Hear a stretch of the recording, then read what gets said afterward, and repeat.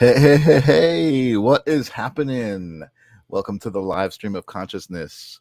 This is Michael Zinn. I made it. You made it. We've made it together. We're here to co-create this amazing moment um, that is just continuing to go on week by week. It's my happy place, as you guys know. I say it every week. It's just always great to be here. And Here we are again. And so I'm super excited about the way the live stream of consciousness has been going and the guests that I'm having on my show. Tonight, I have a guest who's returning from the first season. Now we're in season 2 of the live stream of consciousness. And I have some guests who are approaching me. I have some people who are saying, hey, you should have this person on your show. And then I'm checking out that person and then reaching out to them and making connections and just I'm super excited. So tomorrow we have the author of this book that I've been reading called The Divine Design, Lori Ladd, will be on. I'm super excited about that. She just kind of popped up out of nowhere and is this motivational speaker who just speaks to me, speaks to the live stream of consciousness, speaks to the whole language of what we're doing here. So again, I'm excited. I'm so grateful for you guys to always be here. Welcome, welcome, welcome. Tonight's episode is sponsored by Jelixer. Jelixer made this wonderful bracelet for me. I think I showed it to you guys a couple of weeks ago, but she also made this amazing little token necklace that says "Just Show Up." I think we talked about that stuff, and there she is in the audience. Jelixer, what's happening? Jelixer is an amazing force in the universe who has come into my life through this show.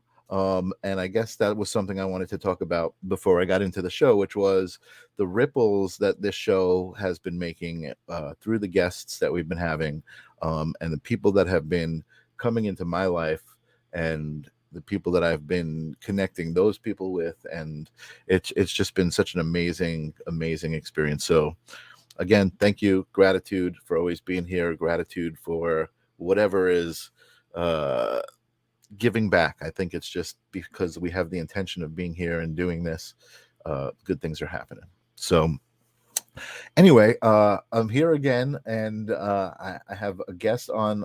Like I said, that was here for last season. An amazing artist.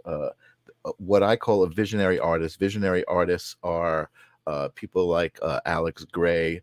I guess psychedelic art might be what some people know it as, but it's art that just kind of comes from within, from channeling, from something you might see when you're meditating.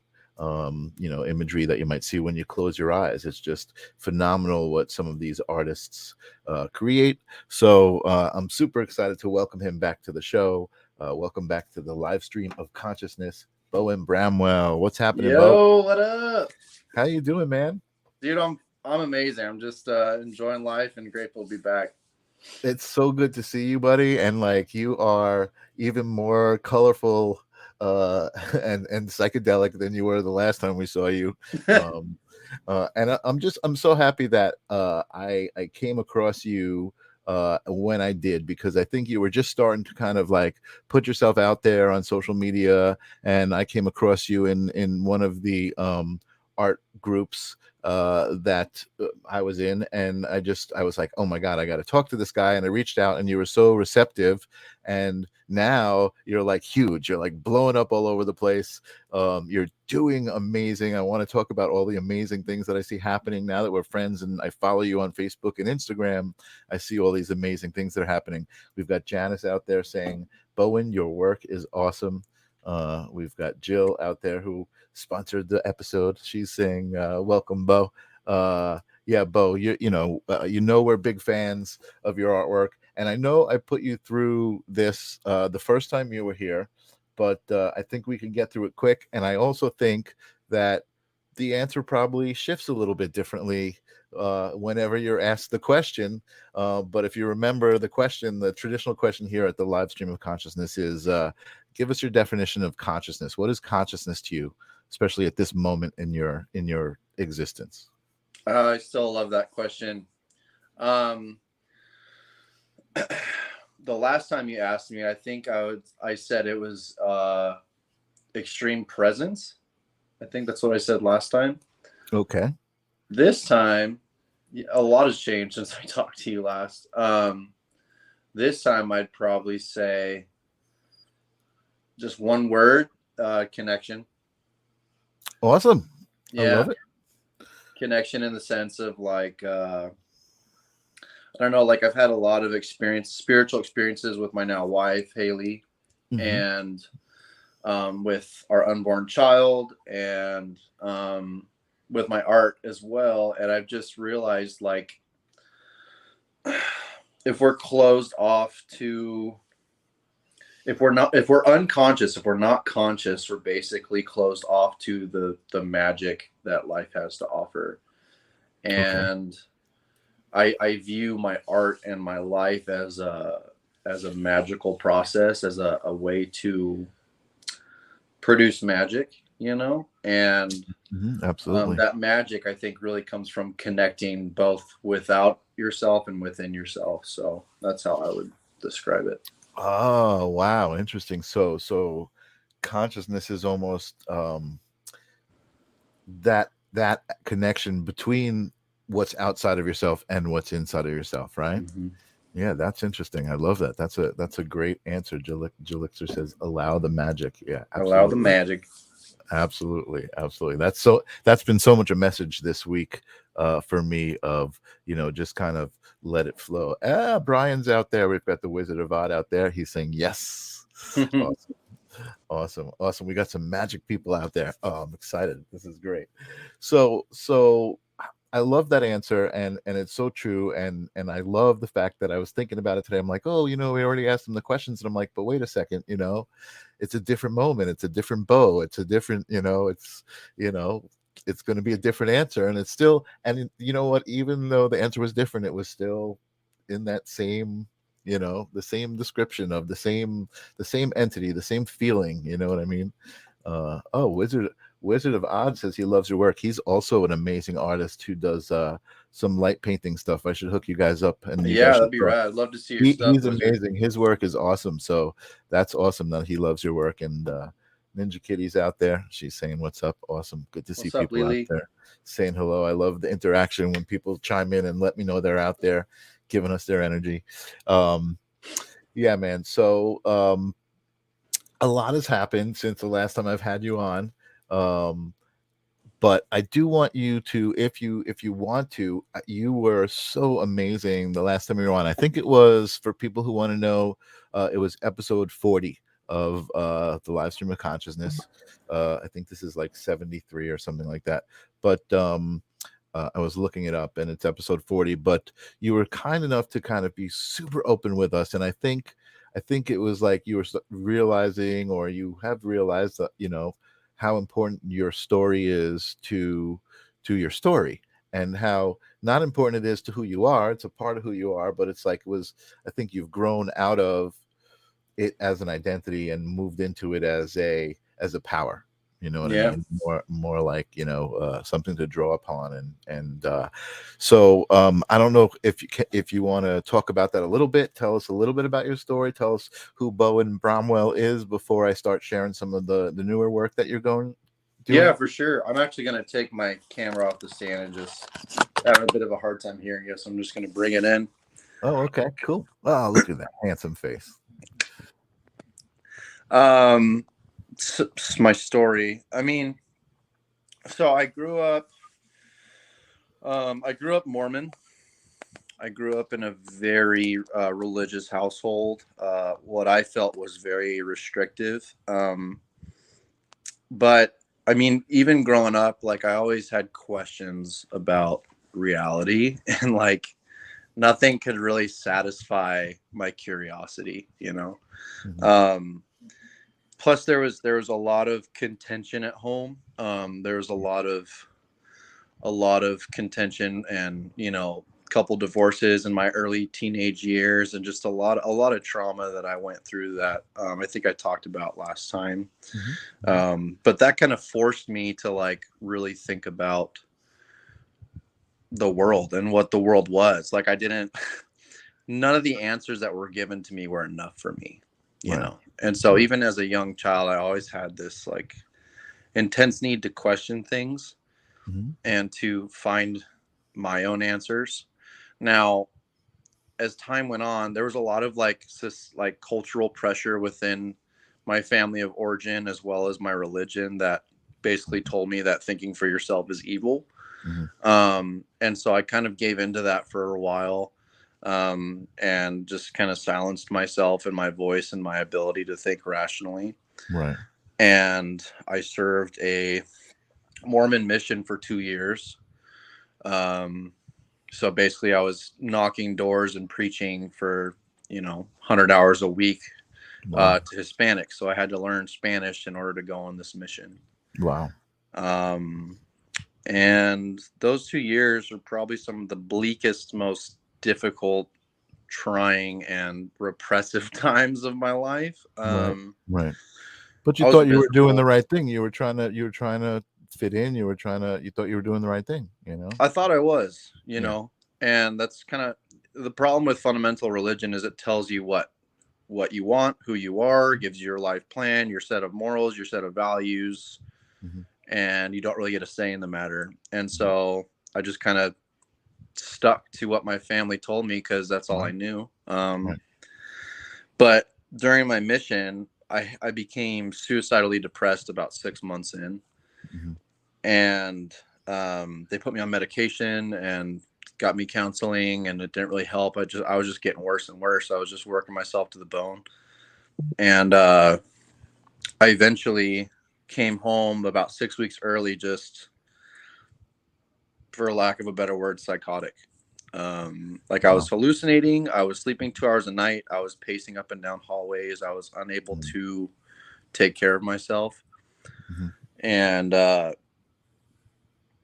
that kind of started this existential crisis, I would call it. Sounds like a mental breakdown. Yeah. Yeah, I had a mental breakdown Yeah. and I was like, dude, like, why? Like, if this, because they tell you in the church, in the Mormon church, like, if you serve a mission, you'll be blessed, and blah, blah, Right. blah. And they're all about getting to what's called the celestial kingdom, which is essentially the highest level of heaven, right? Mhm. And the harder you work on your mission, it's like you have to earn salvation. You have to earn you have to earn your right to be worthy to go to the celestial kingdom, right? And Right. so when I was that miserable, I was like, you know what? If the celestial kingdom feels like this, I'm fucking done. I don't want to live there, dude. I don't Right. want to go there Right. after I die, Right. you know? And so I made the choice to leave the church. And in that process, also found drugs, you know? Mhm. Like I had been so repressed my whole life that I just didn't care anymore. I just wanted to Right. do everything I was told I wasn't supposed to. Right. Right. Right. Sure. Um, and so I fell into a pretty heavy stimulant addiction for about 4 years. Cocaine and Adderall mostly, with some other substances involved as well. And yeah, it's kind of just felt lost. I felt angry at the church. I felt angry at my family and my childhood. I was like a perpetual victim. I was Mhm. really good at Mhm. playing the victim and getting attention for it, and it was kind of the only way I knew to survive. Mhm. Mhm. Mhm. But all that came to a head. I was homeless at the time, and I was at a park at like 2 in the morning, and I was like in the middle of a psychotic episode after having sniffed a bunch of Adderall. And I got a serrated steak knife, walked about 15 minutes to the park, um, just sawed at both my wrists multiple times, and then stabbed myself in the stomach.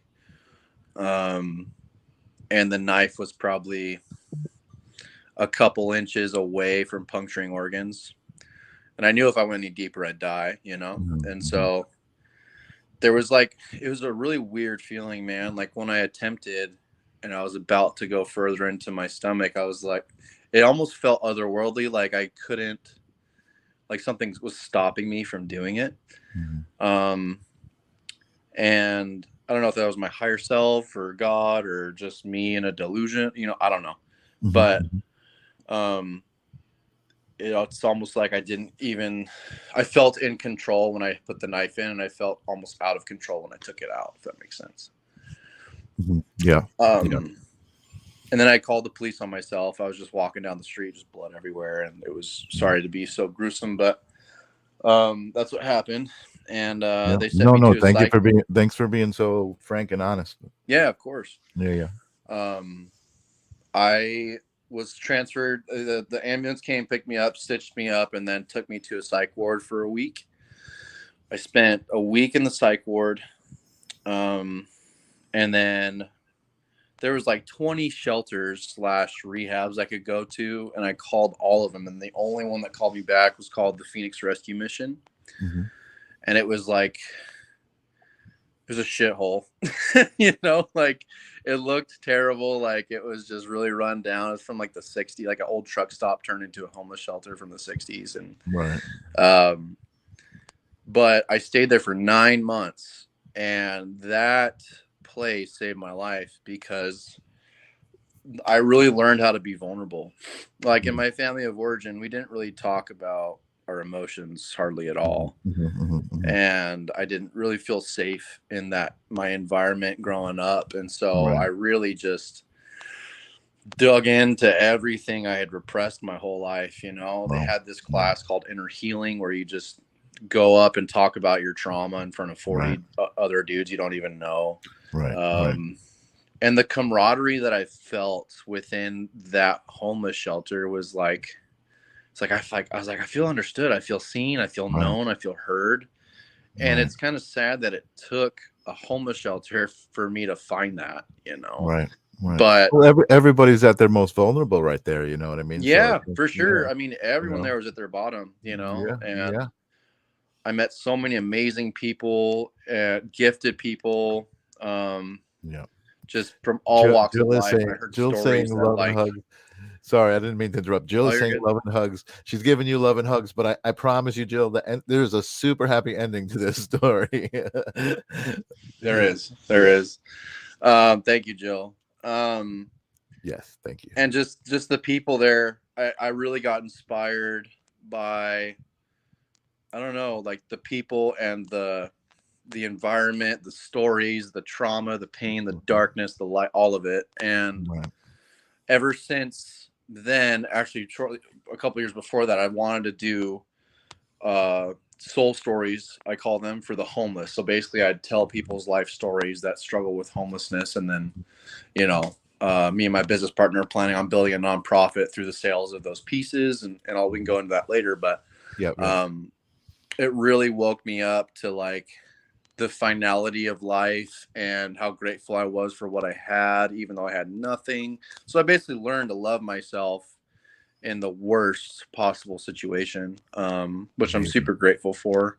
And that's carried over into every other facet of my life.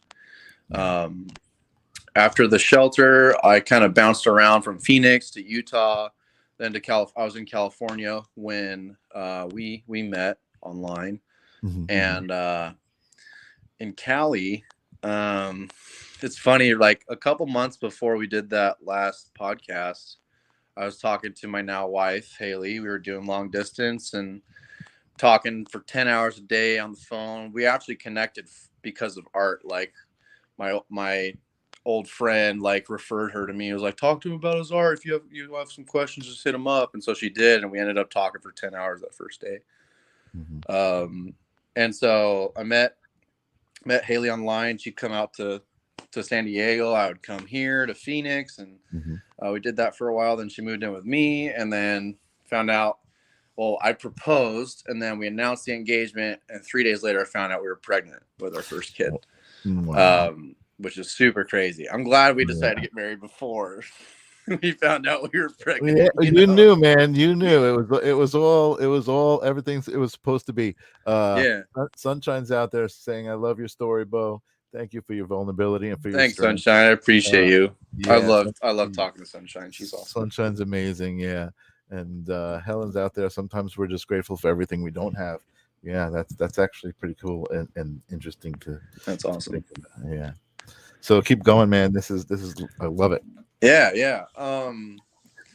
Yeah, it sounds like you really connected to. You were talking about that camaraderie and that energy that you were feeling.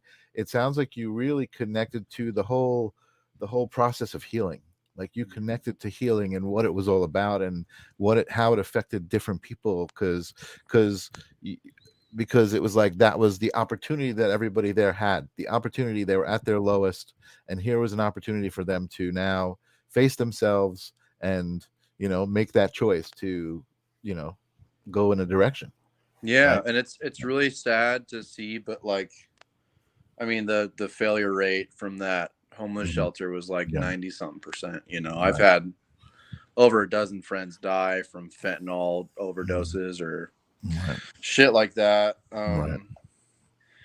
And it was a Christian based shelter, and so a lot of it was biblical, and I Mhm. wasn't really about that. So I kind of took my own path through my art after that, Mhm. to kind of heal myself, and that's really Mhm. helped me a lot. I mean, art for me has been, it used to be a way to escape reality, and now it's my way of facing it. Um, Wow, that's what a great tagline. yeah, That should I be your guess it tagline. sounds pretty cool. I used to I used to escape, now I face it. Yeah, that's Yeah. awesome. So So art for me became a form of shadow work. I think we mhm. talked about shadow work Yep, last absolutely. podcast, but for the people watching, shadow work is essentially a term coined by the famous psychoanalyst Carl Jung. He basically talked about how the fact that we all have a shadow self, or the parts of ourselves that we deny are there or ignore or repress, and Mhm. so somehow along the way, with my art, I just started drawing automatically. Like I wouldn't plan my pieces out, I would just draw what came to me. Mhm. And eventually I learned how to do that with, while still having a strong composition that looked Mhm. aesthetically pleasing, which is, Right. I'm super grateful for, because oftentimes when you just kind of start drawing, it looks like kind of like a whole lot of nothing. But Right. um, I've been able to basically do shadow work through my art and still Right. make it pretty rad, you know. Well, that you know what, that's interesting that you're saying that, because your style specifically is very. I'm going to bring some of it up here. Is very. There's a lot of detail. There's a lot of stuff in there. So to to be able to kind of see it as you're doing it before, and then like understand what the composition is going to be as an artist. I mean, that's like, man, what an achievement. What technical prowess, you know what I mean? It's like, I think for me, that's what is so coming through so much in your work, is this authentic artist, but as well as the technical prowess, because there's a lot of time and patience. And I remember when you used to post your work, when I first met you, you'd be like, oh yeah, this was like 200 hours. And I'm like, what, 200 hours? Like, that's crazy, and but it made sense as I started to get to know your work. So this piece right here, this is I think I was trying to like find some work that you had done after the last time we spoke, and I think this was something that I was looking at that I really liked. Give us a description and kind of tell us what we're looking at. Yeah, so this one's called The Ancestral Womb. I normally, almost every time I do a piece, I title it after I finish it.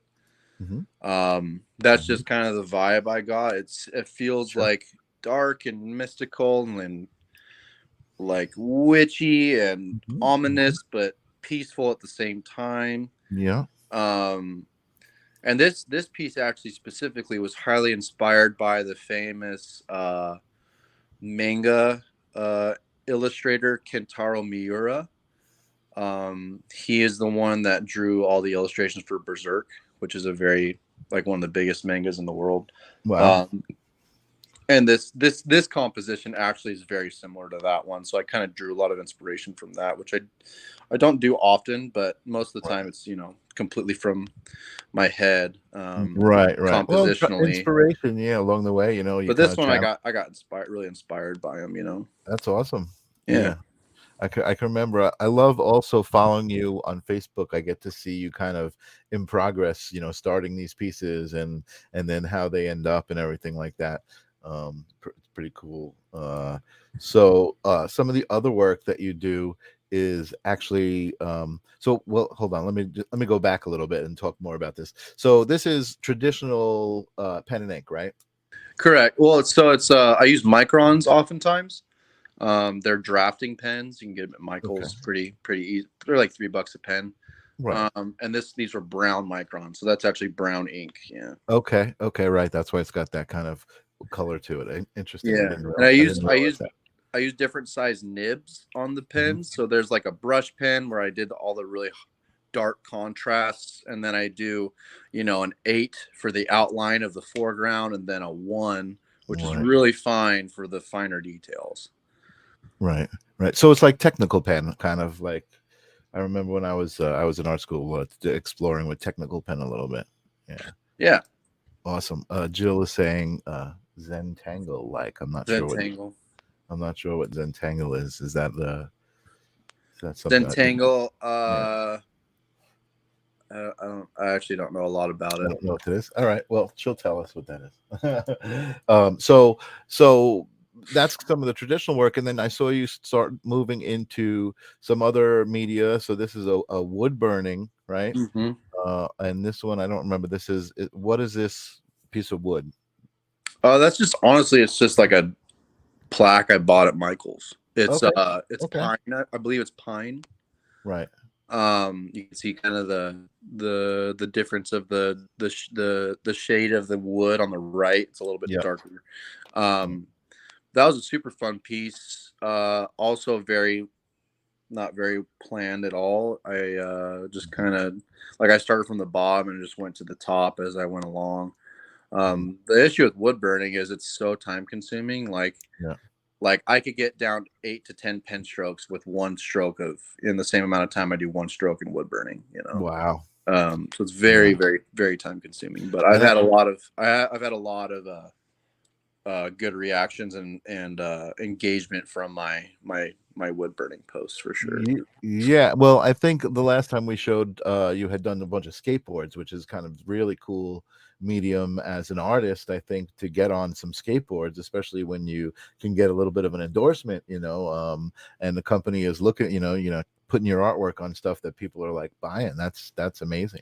Yeah, I actually am on the wait list for this next year for Arbor skateboards, Awesome. which is a really big competitor for like Volcom and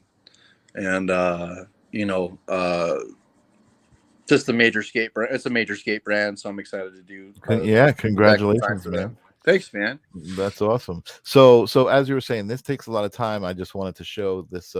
This is some of the stuff, like I was saying on Facebook. If you follow Bo, you get to see it in progress. But this is just a detail of just the face of that piece. And why don't you tell us a little bit about the I guess the context, the content, the spiritual nature of the imagery that you work with, because it's like a common theme throughout a lot of your work. Yeah, a lot of it I don't understand. It's more of an intuitive thing. I just draw what I Okay. feel. But there's also a That's lot of what's that? I was gonna say that's totally fair. That's a totally fair answer. And I was going to talk about that channeling aspect of what you're doing. We'll talk about this piece specifically. Let me go back to this and go ahead and talk about that. Answer that question about the spiritual nature of the content. For sure. So you can kind of see, I'm big into non-duality. So essentially non-duality is seeing the opposites in everything as one and the same. Mm-hmm. So masculine and feminine, light and dark, good and evil, they're both two sides of the same coin. Mm-hmm. And my worldview, my philosophy is thank you, Joe, is very highly influenced by Buddhism, by alchemy, by a lot of esoteric and occult practices and spiritual traditions. Mm-hmm. Things I've studied tarot, I've studied the Kabbalah, I've studied the Kabbalion, I'm really interested in like ancient esoteric spirituality. Mm-hmm. And a lot of the themes of those esoteric paths basically all run back to uh, the balancing of opposites. And so you can see the opposites in the triangles by his Yep. face, one Yep. facing up, one facing down. You can see the skull in the mushroom on the bottom. I mean, mushrooms represent like decay, but they also represent life. Um, you know, you could see the two trees kind of winding up both sides, just the symmetry and the you know the light and dark. And I do eyes in almost every piece. Eyes and mushrooms are very common for me. And I really started drawing those when I did couple mushroom trips like 5 years ago. Um, I have not been able to stop drawing mushrooms ever since that time in my life. It's really Changed your weird. life. Yeah, changed your Yeah, life it's somehow, well, right? it's it was really healing for me to do mushrooms because it really helped me see that I could find spirituality and a belief system outside of Mormonism. Right. Because Right. you're brainwashed your whole life to believe that if you leave, you're evil and you're going to go to hell, which is Right. bullshit.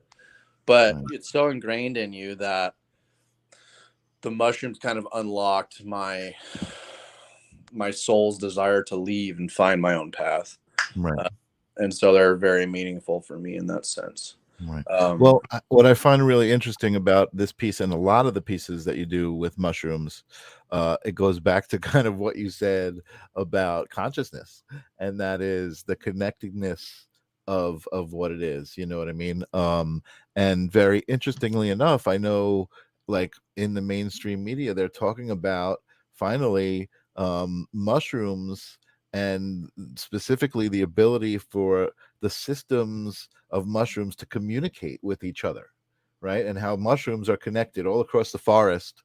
Mushrooms are connected, and that's, when I saw this specific image right here, it's like that's what you're showing, almost like there's this element of the mushrooms are connected to everything throughout, and like that root system and the tree system that you've got there, it's all connected. It's really freaking awesome.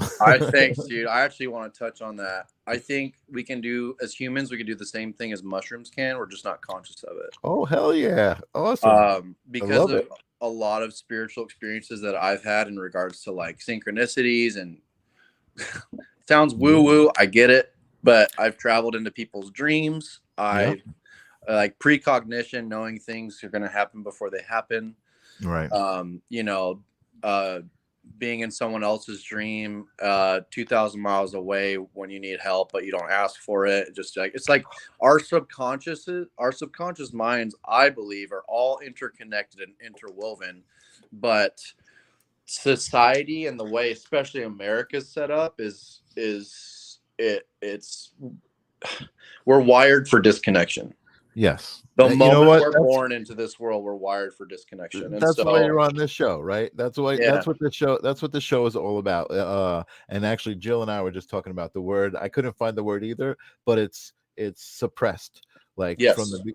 the moment we're born, which is when we know the most. We come into the world knowing the most, and we're suppressed, and all of the actual abilities, like you said, and the essence of our being is stripped away and suppressed and buried under all of these layers of belief systems that have created what we're dealing with right now in the world. And I think it's people like you, it's shows like this, it's conversations like this that are opening up people to be like, wait a second, you know what, there's more to it. Like I said, it's so great that in mainstream media I can see stories about how mushrooms communicate with each other, and not only the fact that they can, but how significant that is to existence and our own existence, even like you said. you know um Yeah. and I certainly subscribe to the belief system that we can all do it. We've always had that ability. It was suppressed, and we have Yeah. to refigure that out. We've got to remember And it's amazing, like I love watching you and being able to do that through your art. Like you said, it used to be a way to escape, and now it's a way to connect. And not only that, man, congratulations on just being able to be an artist who is really truly making a living from making their art. I know that was always a dream for you. And sometimes it's hard for you to believe, I think, and because I see you post about it, and but I also see this authentic, amazing gratitude coming through, dude. So congratulations. That's why it's there, because you are truly grateful for it. You know what I mean? And you haven't done anything except be yourself. You just showed up. That's what this says. Just show up. You just showed up, and you did your thing. um I'll actually I'm going to jump to your website here, and we can talk about this also before we go through more of the work. But this Can is I what can I you add something real quick? Yeah, oh, absolutely, man. This is Um, this this is all about you. for the people watching, like people ask me my process, like how can I draw like this? How can I, learn this technique? Um, the biggest thing I would say is it's half technique, it's half practice, and half the work you do on yourself. You know, like your goal shouldn't be to draw like me. Your goal should be to draw like you. You Hmm. know, Hmm. and Hmm. the Hmm. deeper you know I love that. yourself, the deeper you know yourself, the more questions you ask yourself, the more hard questions you ask, the Hmm. easier it's going to be to express who you are. You Right. know, like I don't want copycats of me. I want people that understand the world and themselves in such a deep and meaningful way that Mhm. I'm like, whoa, dude, like I want to do that. Like Right. so the way I got to where I am with my art and my style and my life is by questioning everything I was told. It's so easy to just go along with what the world tells you, whether it's social media or politics or the schooling system or religion or your parents. Like, question absolutely everything and find your answers. I'm, like, I'm not Totally. here to tell you to join my cult or to fucking, you know, Right. to to do what I do. I want you to do what you do, and that takes years and years of questioning and practice, and it's hard, but this is the payoff. Like And I think that's part of the suppression. It was to prevent people from being themselves and just being, like you just said, they just everybody's got to be themselves in order for the collective to benefit the most, right? I mhm. mean, it's like if everyone's just trying to follow the sheep thing. I'm looking for an image right now. Forgive me, I'm a Yeah, little distracted. I just thought of it. I have this statue. I just showed it to Jill, yeah, that I made when I was in art school, and it's got this kind of oh, there's some pictures of it. Oh wow, awesome. awesome. Let me see if I can dump those in here. Yeah, I think it comes back to the whole saying of know thyself and you will know God. That simple. We are God. All of us are God. Hmm. Hmm. And the deeper you know yourself, the deeper you're going to know truth. I mean, truth is subjective, but you're going to know your truth. And that's, I think, how we can connect to a higher power. Totally, absolutely, 1,000,000%.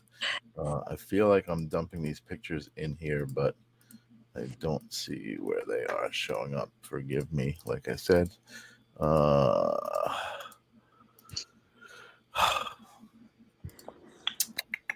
well, you know what? Let's just go back to taking a look at some of your work. Well, I Um, hope you find it because I want to see it. what's that?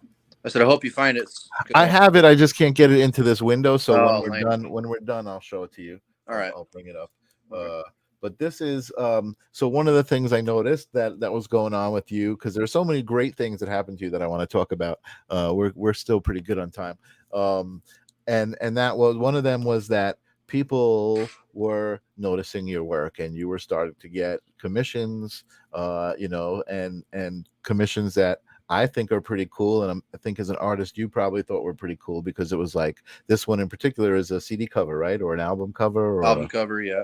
a musician, and you kind of combined what you do, right? Isn't this kind of a soul story about him, or is this like a combination concept of that he had with a little bit of a soul story? Yeah, I mean, most of my work is symbolic, and so a lot of what I draw is subconscious imagery. But he also had a little bit of of uh of a mapped out idea.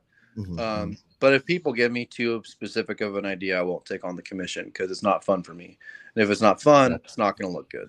Part of the idea is what you do is you channel it from Yeah, inside. Yeah. yeah. That's so. This is back when it was a work in progress. It looks like, but Right. um, Yeah, I think I have the finished piece too. I wanted to I show the really like the colored one. Yeah, that one's. detail. I thought right now I was trying to go through them, and I think I might have actually closed it Oh, no accidentally. worries. You're good. Hold on. No, I do. Yeah. Oh, here it is. Boom.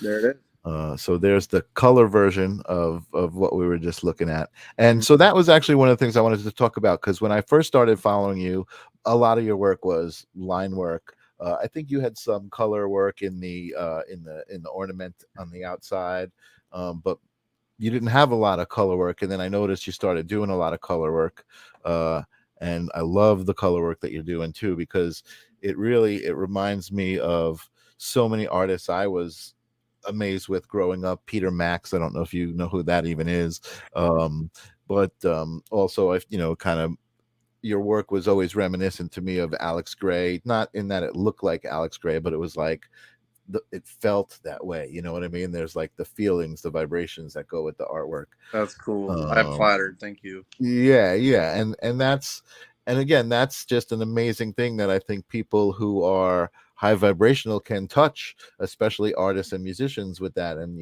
like people like the Beatles, John Lennon, and people like that who have left this legacy of vibration, right? That music, when you listen to a John Lennon song, you're listening to a feeling. You're Hmm. evoking a freaking feeling inside yourself, right? It's Yeah. like it's so beyond just music. It's a legacy of vibration that he's left. Wizard of Odd, Brian is saying really beautiful. Thank uh, you. Sunshine is saying truth will set you free. True. And that is so true. And there's so much we already know, but Kenan, I think that was a while ago when we were talking about Oh yeah. some stuff in the rain. But I just want to acknowledge everybody participating. Um, so yeah, so actually, so one of the cool things that I also saw in the development of your work, it looked like you had hooked up with somebody who was like, "Hey, I've got this cool technique I want to show you," and you Hmm. started doing I forget what is it called again. Lenticular printing. Lenticular, right? Lenticular printing. So this is actually one of your drawings, I think, combined with another one. I'm just going to play No, the this one is a 3D of just Oh, one. oh, right. This one's just a Yeah. three-dimensional version of this, but Yeah. and is this the drawing called Free? Yes. Okay, this is one of my favorite pieces of yours. So Thank you. so this was one of my favorite pieces as a black and white piece of artwork, but then you colorized it and then you made it lenticular. So I'm just going to play this Yeah. so people can see. Yeah. You can see the middle, the eyes kind of popping out at you, Yeah, whereas it's the fucking background is great, just man. I space think, and behind. is this the 8x10 of this? Yes. I'm ordering one of these. So Sick. so these right now, you can grab one of these for a freaking amazing price. I just was on the site today. I'm gonna put up the site here. Hold on a second. Illustrationbybo.com. That's where you can actually get some of Bo's artwork. And this one is only $80. I was like, oh, I can afford a piece of artwork from Bo. I was so excited because I've been so broke, and your art, you are your value, man. You're charging what you should be for your artwork, and I'm so grateful for you that that's what you're getting for it, Thank you, because man. you totally deserve it. So that's one of the pieces. I know you had another video, and this was kind of cool too. Yeah, there's the mask in the background. Yeah, I want to talk about that in a minute, but this piece is transitioning from one piece to Black another and white. Yeah.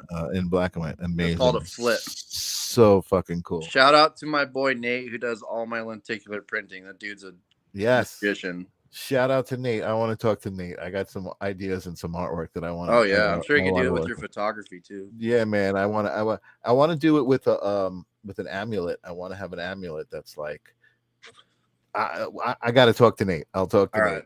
all You'll right. hook me up with Nate. So I don't Well, know if you're familiar with that mask that you're wearing.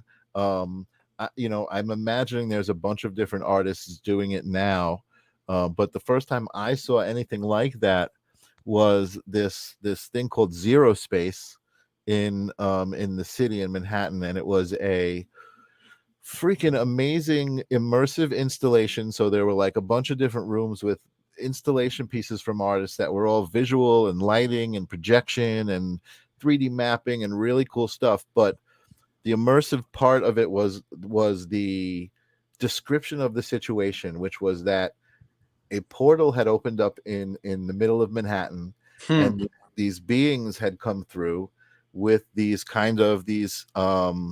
experiments Mm. for humans, and you were supposed to come in there and just experience it, and they were kind of walking around in the hallways monitoring what was going on, and they had these big robes and they were wearing masks like that. I um bet you money that it's the same artist yeah, and they because were all, he lives in New York. His name's Dan Schwab. I think it probably was. And Yeah. and the concept of the story was great because they were nonverbal beings, so they didn't interact with you in any verbal way. Mm-hmm. But there were certain things that would happen along the way.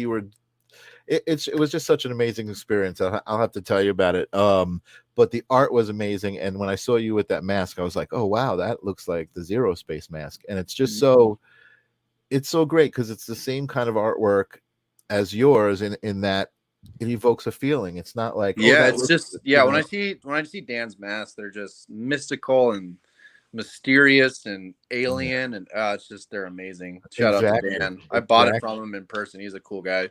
Oh, that's so cool. Yeah, it's like exactly. It's like alien but ancient at the same time, Yep. Mm-hmm. right? Yep. Brian's out there saying, "Oh my god, I love that." Yeah, we'll talk. He said he wants to talk to Nate. He's been wanting to do his stuff lenticular as well. Sweet. Awesome. Yeah, I'll hook you up Awesome. with Nate. Oh, so he's saying I love that the lenticular thing. Yeah, yeah. Yeah. Brian, man, awesome. Brian, again, I got to hook you up with Brian because you guys would totally.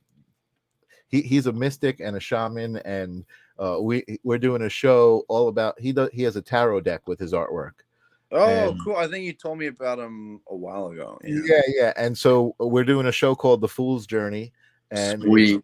learning about the tarot deck. And last Monday, he actually took out a rod and he balances the rod on like a glass plate upside down, Mm-hmm. and he moved the rod energetically with his mind. He had it spinning around in circles. It was freaking That's amazing. crazy, It was dude. amazing, dude. It was just so amazing. Got So tea. yeah, it was off the charts. So you know, tribal is what I was trying to say. Yeah, it's like ancient and alien and tribal at the same time. Yep. Very cool. uh Brian saying we are kindred souls. Yes, Oh for yeah. sure. For sure. Awesome. So let's see what else I pulled out here. I know I just now while I was trying to get my own freaking image in here, I accidentally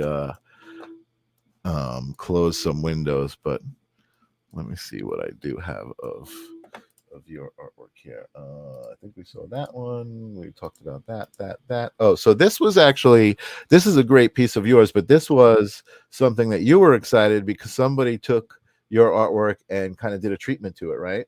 Yeah, they did some kind of filter or digital render of it, and I thought it looked really cool. Yeah. I thought that was really cool. So was this somebody an artist that it sounded like in your post, like it was somebody who you knew and was like, oh my God, this guy that I'm inspired by did this with my work. No, Is this I shouted him out. I think he found me on a Facebook group, but I'm not super familiar with the artist.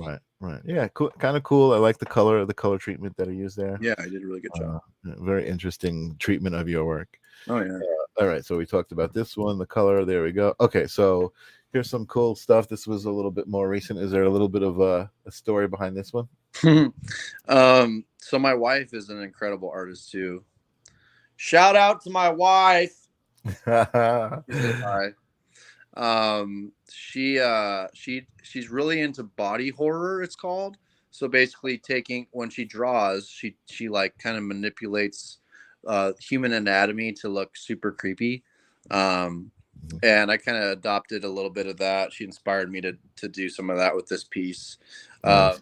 In regards to like a story or a meaning behind it, no fucking clue. No, just an It's just inspiration. Yeah. creepy and weird and different. Cool. No, that's great. Just an inspiration. Yeah, it's great. Again, I love it because I do feel like I just really made that realization about the story of how mushrooms connect and communicate with each other, and the way that you depict mushrooms in your artwork it's like so connected to that actual definition. It's like it really is. So there's some more like that ornamental work that you do is just Shout out phenomenal. to Evan Howell for buying this yesterday. Awesome. Bing, Yeah. bing, bing. Sold. Bing, bing. Awesome. Great. Love it. And this was just I had to show this. This is one of my favorite pieces that I saw early on, called Free. This is the one that was made into 3D lenticular. Such an amazing piece, and an amazing title. Thank you. I love it. It's really crazy. So the story behind this one, I was actually in downtown San Diego. Yeah. And I felt like drawing in public. So I just went to this little fair and just drew. And I just kind of made this one up. But if you can see, there's eyes in that vine all spiraling all around, right? Yeah. And there's a big eye in the center. A lot of people have told me this is like a somewhat accurate representation of what's called an ophanim, which is a specific type of biblically accurate angel. Yep. Super weird because I didn't. You had never heard of that or seen it. I had before. never heard of even biblically accurate angels in the first place, but isn't that what you did? So that's what the lenticular is, right? It's the actual. Once you had heard of it, and you did another piece, right? Then the seraphim, the winged creature you just showed, that one. Yeah. That one I had studied. I was like, okay, I want to draw another one, just a different type. But isn't that also considered a biblically accurate angel? Yeah. That's a seraphim, and then the spiral is an ophanim. I got you. So they're just two different kinds of angels. Gotcha. Correct. Yeah. I was not. I just learned something. That's awesome. Yeah. Sweet. All right. So this is actually one of the newest pieces. Should I not show this? No, please do. This is dude, I've been drawing for. I want to know the story of this one. I've been drawing for 20 years, and I even have this monster piece. Took me like 350 hours. Right. This of all my pieces is my favorite piece I've ever done. Awesome. I think it really spoke to me too. It's really beautiful. The reason why is technically like the line work. I just put so much intention into every little detail and every little part of the piece, and so much more thought than I normally do. And it's so mysterious and mystical. Like, I don't understand it.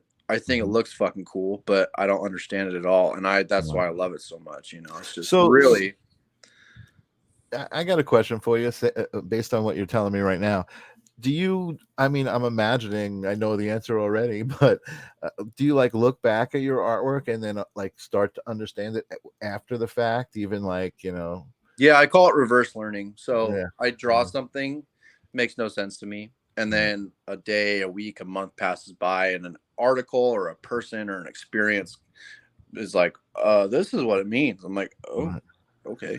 So this is just very much like a download that somebody else would say I had a download. You get these visual downloads, and then you interpret them, and yeah, like even the hieroglyphs in the sky, those I made up. Phenomenal. A lot of people are like, those look like Akashic records, like the alphabet of the Akashic records, which I'm not super familiar with, but absolutely. And shout out to Sterling Crandall, who bought this piece today. It came over and gave me cash, which is awesome. Sterling, shout out. Sterling. I appreciate it, dude. Nice. But yeah, this piece, it's not just the technicality of it or how much I like it. This is like new ground for me. Like, I've never done anything like this before. So do you know what light language is? Light language? Yeah. No. Wow. So this is interesting because I was actually having a discussion with Jill. She came over today, Yeah. and she was looking through this book so she could ask some questions tomorrow to Lori. But we were talking about this experience that I had with this other artist that I really gelled with, and we started collaborating. And he had done a bunch of artwork that was hieroglyphs, like very much like the hieroglyphs that you have in the back there, right? Mm-hmm.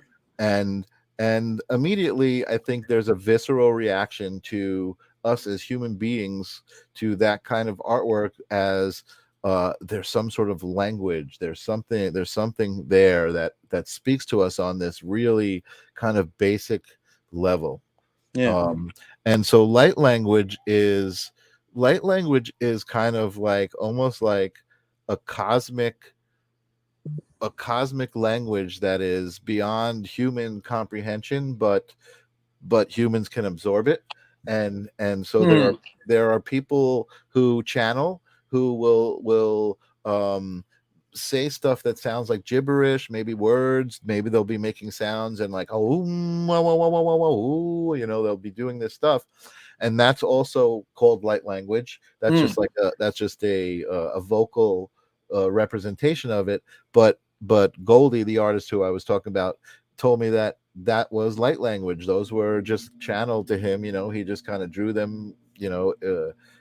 Intuitively, you know what I mean? Yeah. And as he looked at them, they started to mean things. And in his, there was almost like you could see almost like dancing figures, and like Wow. more what's the word I'm looking for? I guess not less abstract and more symbolic, I guess, or I don't know. But it was very similar, again, not in style but in feel, to what I see here. And the cool thing is, we were working on this project where I was projecting them onto these cubes, and it was almost like they were coming out of the top of the cube and going down the side of the cube and coming out onto the floor Hmm. around it. And it just kind of almost looks like the Matrix, kind of like you have it there. You know what I mean? It's like, Like uh, uh, alien, like again, just like ancient and yeah. futuristic at the same time. It's just Yeah. really phenomenal, dude. Wow. Thanks, man. I'm so excited about this one. Yeah, dude. It was hard. I don't really have a hard time letting go of my pieces when people pay me, but this one was hard to let go. And I think the next one is the color version. No, I do. Let me see if I have that. I want to pull up the color version of that, right? Because that was the actual. The colored version I'll be releasing lenticular prints of within the next couple days. Okay. So it'll be a color shift. Basically, as you move the print, it changes color. Right, right. So there's the And color. I'm even more excited about the color, like the color Oh, version. dude, amazing, amazing. I feel like in the dark burgundy, some of your line work gets lost, and it's Yeah, a like, little bit. but in those, that green and that orange, it looks so good, man. It's like, yeah, it's just Thanks, so man. exciting, man. So happy for you. And I love, what's so cool, Bo, is that like we met online, just through work and through this conversation, and I feel connected to you. I feel like I almost like can vicariously, experience your triumphs. You know what I mean? That's rad, man. Even when you're going through something, then you're like, expressing, oh man, this sucks, I just had this happen or whatever.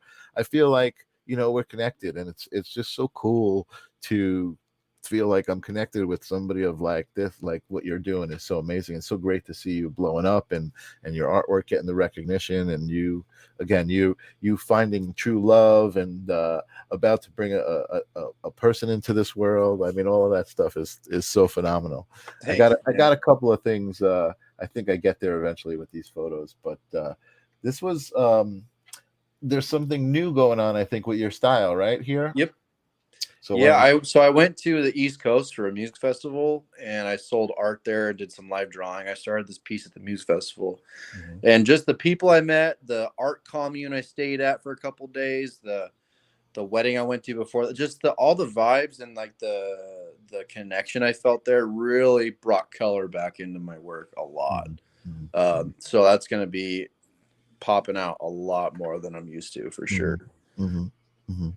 I also see a like this, like the tree part of this is kind of like traditional bow, right? And then the background is kind of like this little looser kind of Yeah, feel. It's kind of way like, looser, and it dude. gives I it it just gives it like this dimensionality, almost like it's got this lenticular feel without even being lenticular. that's cool. It's pretty cool. So Sunshine is telling us that light language is a form of communication that bypasses human limitations around the meanings of words, as opposed to a language that is made up of symbols and sounds we usually have mutually agreed upon as a society or culture. Light language has no fixed alphabet. Hmm. So that makes sense to what I was saying. It's represented as hieroglyphs from different hieroglyphs from different people. It's represented as sounds and melodies and gibberish from some people. It's almost like a personal language, Yeah, a a very personal. subjective and personal. Yeah, a good way to define it. Probably how like J.R. Tolkien came up with like random languages and shit. I don't know. A personal connection to source. Yeah, your Yeah. personal language with source. That's really awesome. All right, so let me see what do I got next here. A couple more of these. I know we're on going on an hour already, but hell, this is my show. I wanted to show this picture just to show scale, of some of your work, because I mean, some people don't realize this is not just like a little 8.5 by 11 drawing. These are huge drawings, and that's what's so great about them being so huge, is the ability to enjoy a massive amount of detail that's in these things. Is like you can put your face right up there and get right in there. Pretty That awesome. piece is hanging up right behind me. You can see it right there. That's awesome. I don't know, but I'm doing a commission for a guy. He's my business partner, investor, and one of my best friends. He's commissioned me to do one twice that size. Wow, awesome. I can't wait to see. I'm terrified. Awesome. Isn't that the best though? Yeah, I like it. I like a challenge. Finally, and it's so good to be in a place where you understand being terrified as a good experience, right? It is good. I mean, growth gets addicting when you do it enough, It's that's so cool. So great to hear. This is an eight. This is the one I was talking about earlier that I want to order, the 8.5, 11 or 8x10 version of the free lenticular. This was also the same thing, and then this was okay. So let's just quickly your website. If you want to know more about Bo, you can go here. He talks about his soul stories. You can also commission him to do your soul story. Tells you the process of what goes on to create a soul story. You can see some wonderful examples. Let me see if I can quickly, before we wrap it up, I'm just going to kind of go close these windows and see if I can put my the sculpture that I did in here that I want to show. Oh yeah. No, it doesn't. Oh, I see what's going on. It's not a all right, I'm going to close that window. These are not JPEGs. They're from my iPhone. So just bear with me. Photoshop is going to open. So I was talking to Jill about this, and this is I did ceramics when I was in art school for a little. Yeah. Some 3D stuff. Sunshine is saying congratulations on all your blessings, Bo, to you and your love to you and your growing family. Thank you, Sunshine.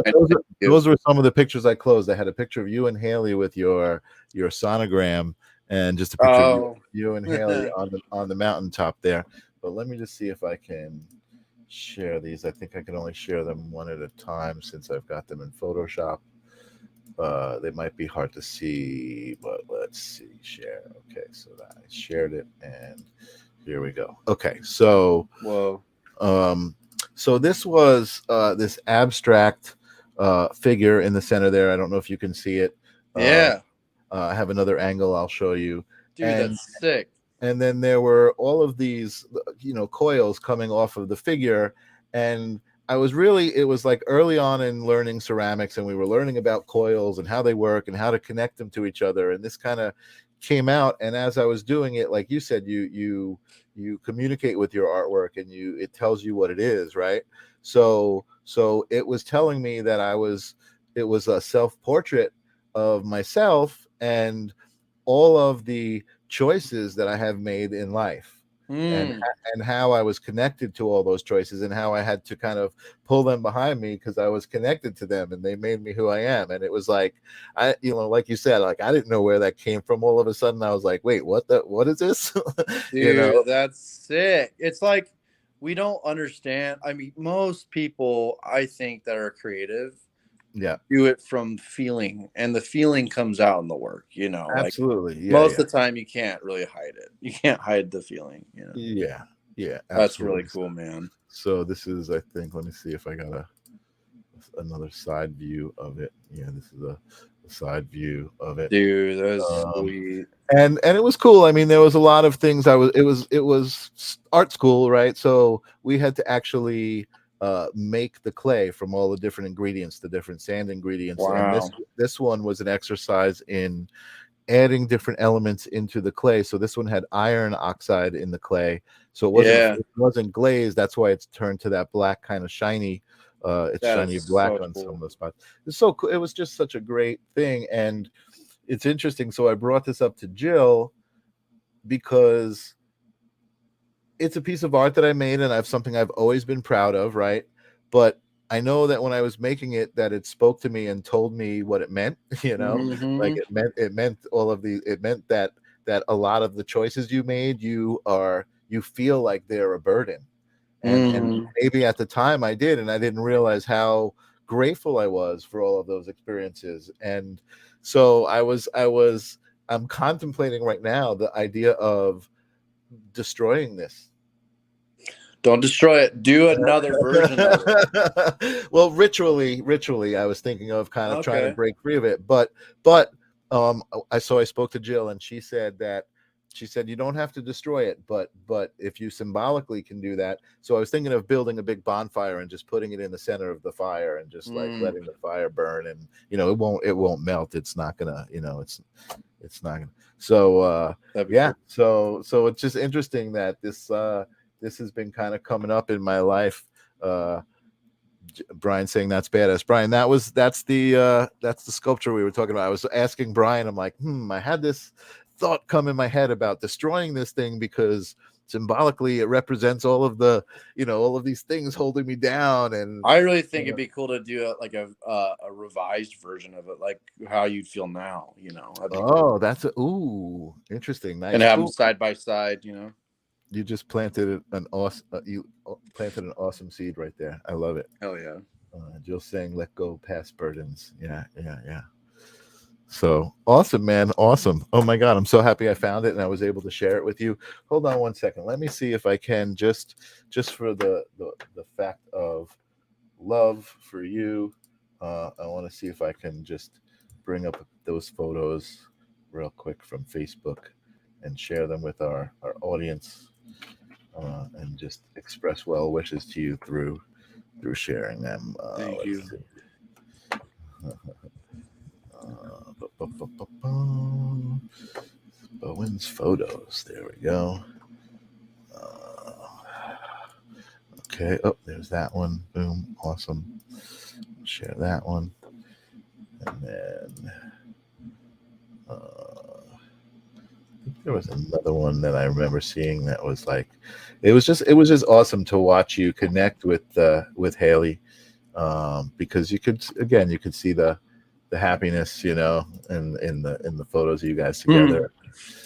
It's just it's also, I'm grateful to myself for being able to feel those things and recognize those kinds of That's things. really cool that other people It's can like, see it, man. yeah, it's like the fact that I get happy for other people. I'm always like, that's so cool. That is I'm a like, cool thing, I man. feel really happy for that That means you're person. not envious. That's great. Totally, totally. Great. All right. So share screen, share window. All right. So, oh, I want to put the other one up first so that we get a little bit of a sequence going. Maybe I think it may or may not be the right sequence. But this is a picture of you guys traveling around together. Uh, Yeah, that was hiking in San Diego. Hiking in San Diego. Right. So you guys had, I think you mentioned it, a long distance relationship kind of for a while, and she Hmm. would come visit you and you'd spend time together. And again, this relationship grew, and then, like you said, you told us the story, you proposed, and a couple of weeks later Found out we were pregnant.